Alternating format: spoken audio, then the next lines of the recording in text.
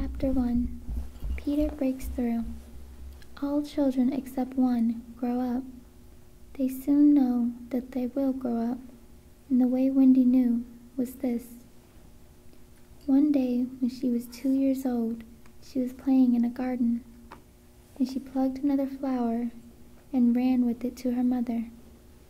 I suppose she must have looked rather delightful, for Mrs. Darling put her hand to her heart and cried, "Oh, why can't you remain like this forever?" This was all that passed between them on the subject, but henceforth Wendy knew that she must grow up. You always know after you are 2. 2 is the beginning of the end. Of course they lived at 14, and until Wendy came her mother was a chief one. She was a lovely lady with a romantic mind and such a sweet mocking mouth. Her romantic mind was like the tiny boxes, one within the other, that comes from the puzzle East. However, many you discover there is always one more, and her sweet mocking mouth had one kiss Wendy could never get, though there it was, perfectly conspicuous in the right-hand corner. The way Mr. Darling won her was this. The many gentlemen who had been boys when she was a girl discovered simultaneously that they loved her, and they all ran to her house to propose, all except Mr. Darling, who took a cab and nipped in first, and so he got her. He got all of her, except the innermost box and the kiss. He never knew about the box, and in time he gave up trying for the kiss. Wendy, though Napoleon, could have got it, but I can picture him trying, and then going off in a passion, slamming the door. Mr. Darling used to boast to Wendy that her mother not only loved him, but respected him. He was one of those deep ones who know about stocks and shares. Of course, no one really knows, but he quite seemed to know, and he often said stocks were up and shares were down in a way that would have any woman respect him. Mrs. Darling was married in white, and at first she kept the book perfectly, almost gleefully, as if it were a game. Not so much as Brussels sprouts was missing, but by and by whole cauliflowers dropped out, and instead of them there were pictures of babies without faces. She drew them when she would have been totting up. They were Mrs. Darling's guesses. Wendy came first, then John, then Michael. For a week or two after, Wendy came in a doubtful weather. They would have been able to keep her, as if another mouth to feed. Mr. Darling was frightfully proud of her, but he was very honorable, and he sat on the edge of Mrs. Darling's bed, holding her hand, calculating expenses, while she looked at him imploringly. She wanted to risk it, come what might, but that was not his way. His way was with a pencil and a piece of paper, and if she confused him with suggestions, he had to begin at the beginning again. "Now don't interrupt," he would beg of her. "I have one proud 17th here, and 2 and 6 at the office. I can cut off my coffee at the office, say 10 shillings, maybe 2, 9, and 6, with your 18, and 3 makes 9, 7, with 5 naughty in my cheat book, make 8, 9, 7. Who is that moving?" 8, 9, 7. Dot and carry 7. Don't speak. My own. And the pond you lent to that man who came to the door quiet. Child, Dot and carry. Child, there. You've done it. Did I say 9? 9, 7? Yes, I said 9, 9, 7. The question is, can we try it for a year on 9, 9, 7? Of course we can, George, she cried. She was prejudiced in Wendy's favor, and he was really the grander chapter of the two. Remember, Mums, he warned her, almost threateningly, and off he went again. Mums, 1 pound, that is what I have to put down. But I dare say it will be more than 30 shillings. Don't speak. Measles, 1.5. German measles, half a guinea. Makes 2.15, 6. Don't waggle your finger. Whooping cough. Say 15 shillings. And so on it went, and it added up differently each time. But at last, Wendy just got through with Mums reduced to 12.6, and the 2 kinds of measles treated as one.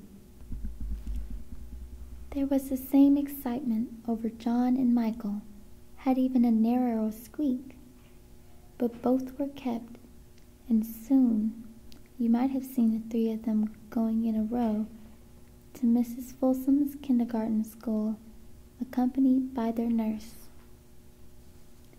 Mrs. Darling loved to have everything just so, and Mr. Darling had a passion for being exactly like his neighbors. So of course they had a nurse. As they were poor, owing to the amount of milk the children drank, their nurse was a prim Newfoundland dog called Nana, who had belonged to no one in particular until the Darlings engaged her. She had always thought children important, however, and the Darlings had become acquainted with her Kingstein garden, where she spent most of her spare time peeing into pilgrims and was much hated by careless nursemaids whom she followed to their homes and complained of it, their mistresses. She proved to be quite a treasure of a nurse, how though she was at bath time and up at any moment of the night if one of her charges made the slightest cry. Of course her kennel was in the nursery. She had a genius for knowing when a cough is a thing to have no patience and when it needed stroking around your throat. She believed to her last day in old-fashioned remedies like rhubarb leaf, and made sounds of contempt over all this new-fangled talk about germs and so on. It was a lesson in propriety to see her escorting the children to school, walking sedately by their side when they were well behaved, and butting them back into line if they strayed. On John's foster days, she never once forgot his sweater, and she usually carried an umbrella in her mouth in case of rain. There is a room in the basement of Mrs. Folsom's school where the nurses wait. They sat on forms while Nana lay on the floor, but that was the only difference. They affected to ignore her as if an inferior social status to them, and she despised their light talk. She resented visits to the nursery from Mrs. Darling's friends, but if they did come, she first wiped off Michael's pine form and put him into one of the blue braided and smoothed out Wendy's and made a dash at John's car. No nursery could possibly have been conducted more correctly, and Mr. Darling knew it. Yet he sometimes wondered, uneasily, whether the neighbors talked. He had his position in the city to consider. Nana also troubled him in another way. She had sometimes a feeling that she did not admire him. "I know she admires you tremendously, George," Mrs. Darling would assure him, and then she would sign in the children to be specially nice to the father. Lovely dances followed, in which the only other servant, Liza, was sometimes allowed to join.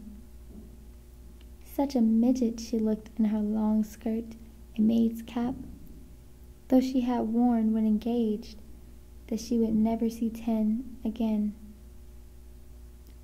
The gayest of those romps, and gayest of all was Mr. Darling, who wore priorities so widely that all you could see was his kiss, and then he had a dash the mite he got. There never was a simpler, happier family until the coming of Peter Pan. Mrs. Darling first heard of Peter Pan when she was tidying up her children's minds. It is the nightliest custom of every good mother, after her children are asleep, to rummage in their minds and put things straight for next morning, repacking into their proper places the many articles that had wandered during the day.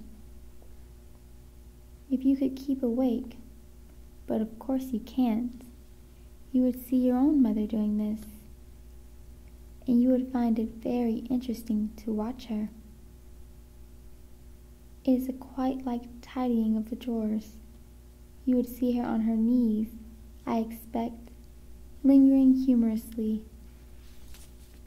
over some of your contents, wondering where on earth you had picked these things up, making discoveries, sweet and not so sweet, pressing this to her cheek as if it were made as a nice kitten, and hurriedly stowing that out of sight.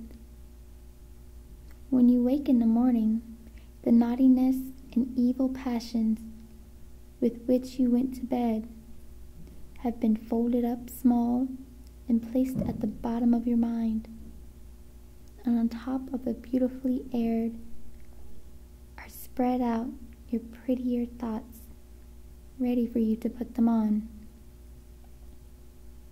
I don't know whether you have ever seen a map of a person's mind. Doctors sometimes draw maps of other parts of you, and your own maps can become intensively interesting. But catch them trying to draw a map of a child's mind, which is not only confused, but keeps going round and round all the time. There are zigzag lines on it, just like your temperature on a card. And there are probably roads in the island, for Neverland is always more or less an island, with astonishing splashes of color here and there, and coral reefs, rakish-looking crafts, and offing, and savages, and lonely lairs, and gnomes, who are mostly tailors, and caves, through which a river runs, and princess with 6 elder brothers, and a hut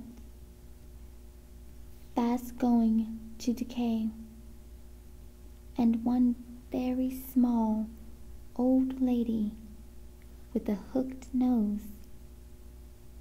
It could be an easy map if that were all. But there is also first day at school, religion, fathers, the round pond, needlework, murders, hangings, verbs that take the dative, chocolate pudding, getting into braces, say 99, 3 pence for pulling out your tooth yourself, and so on. And either are part of the island, or they are another map showing through. It is all rather confusing, especially as nothing will stand still. Of course the Neverland vary a good deal. John's, for instance, had a lagoon with flamingos flying over it, at which John was shooting, while Michael, who was very small, had a flamingo with lagoons flying over it.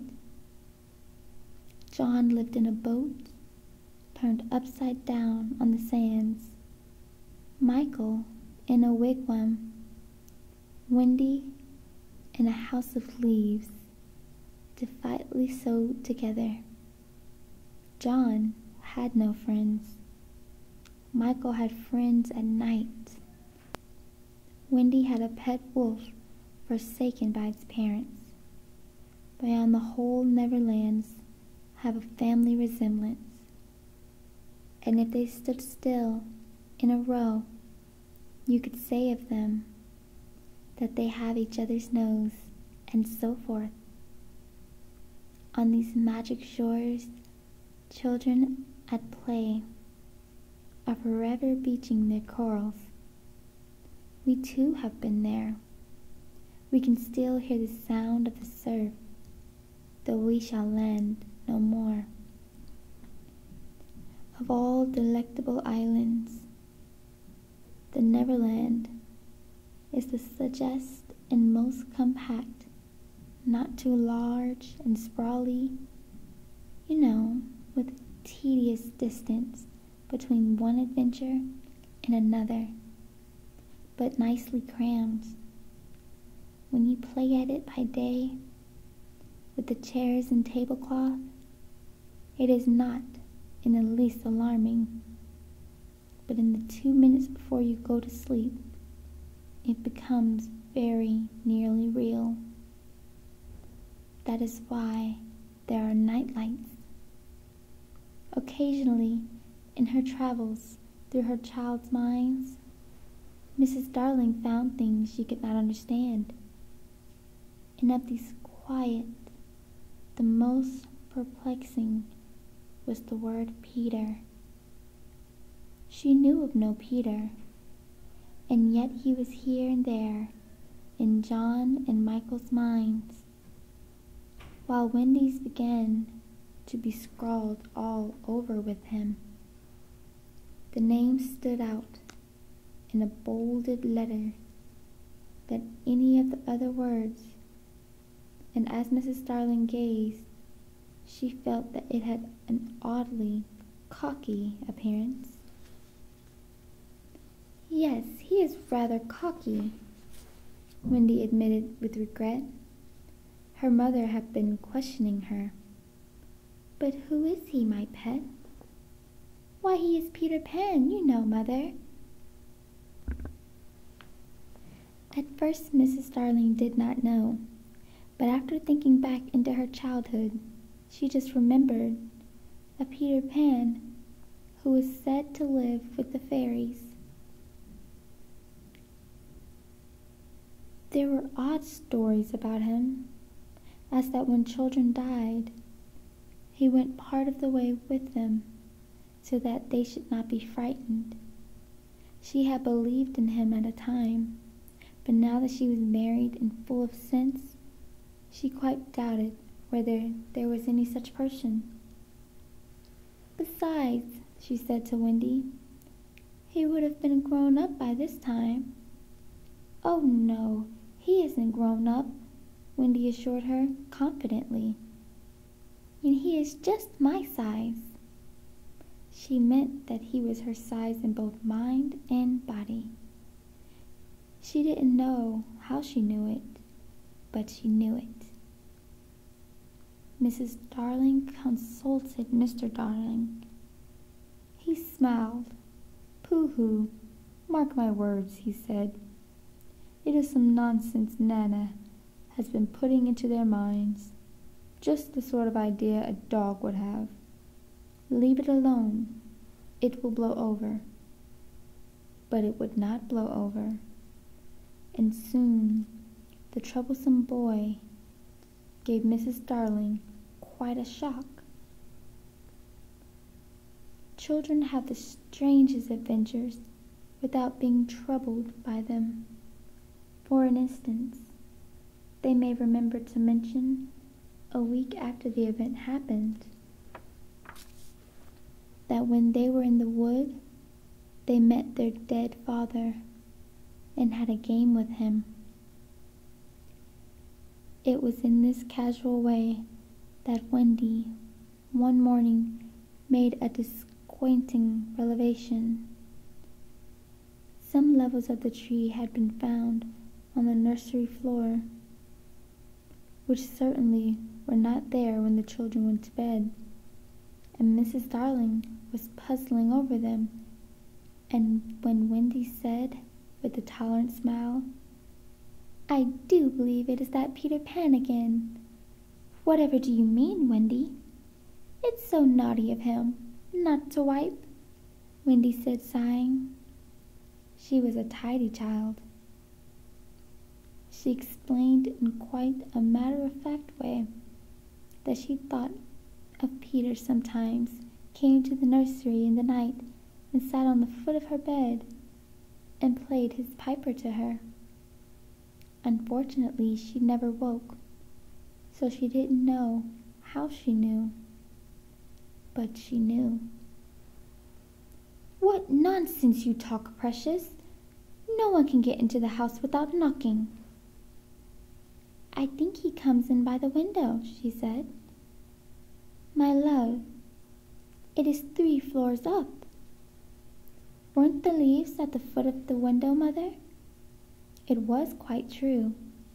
The leaves had been found very near the window.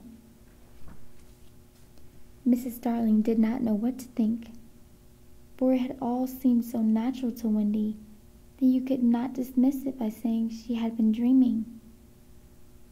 "My child," the mother cried, "why did you not tell me of this before?" "I forgot," said Wendy lightly. She was in a hurry to get her breakfast. Oh, surely she must have been dreaming. But on the other hand, there were the leaves. Mrs. Darling examined them carefully. They were skeleton leaves, but she was sure they did not come from any tree that grew in England. She crawled about the floor, peering at it with the candle for marks of a strange foot. She rattled the poker up the chimney and tapped the walls. She let down a tape from the window to the pavement, and it was a sheer drop of 30 feet, without so much as a spout to climb up by. Certainly Wendy had been dreaming. But Wendy had not been dreaming, as the very next night showed, the night on which the extraordinary adventures of these children may be said to have begun. On the night we speak of, all the children were once more in bed.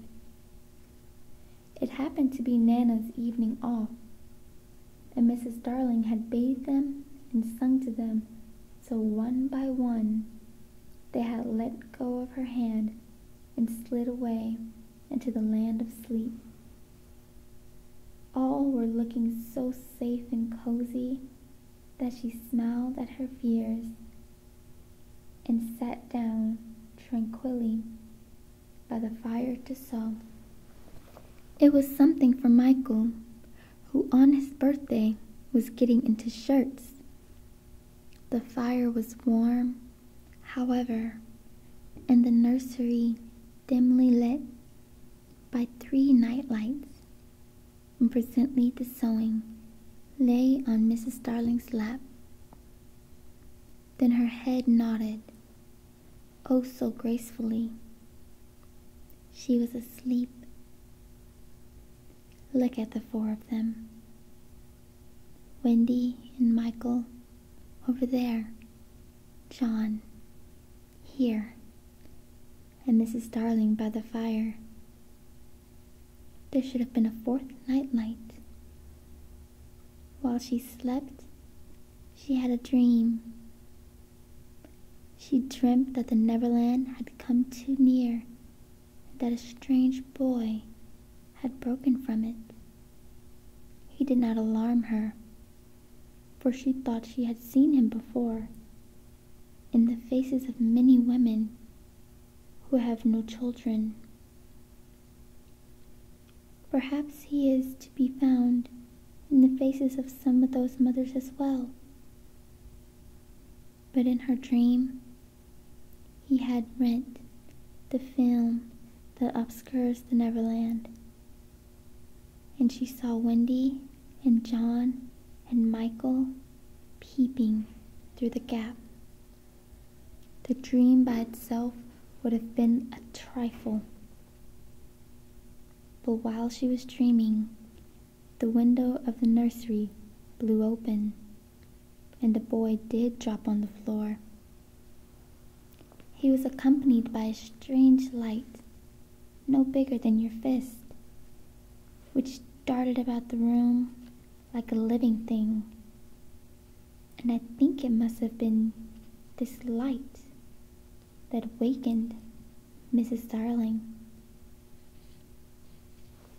She started up with a cry and saw the boy, and somehow she knew at once that he was Peter Pan.